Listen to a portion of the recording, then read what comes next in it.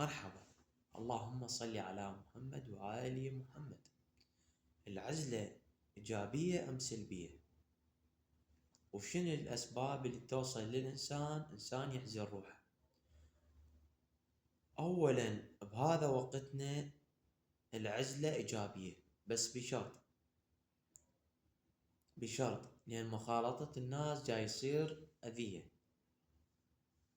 بس بشرط أن أنت تكون من تعزل من الناس، أن يكون أنت تلتجه بشغلات تفيدك، مو أنت تعزل نفسك وتأذي نفسك من الناس.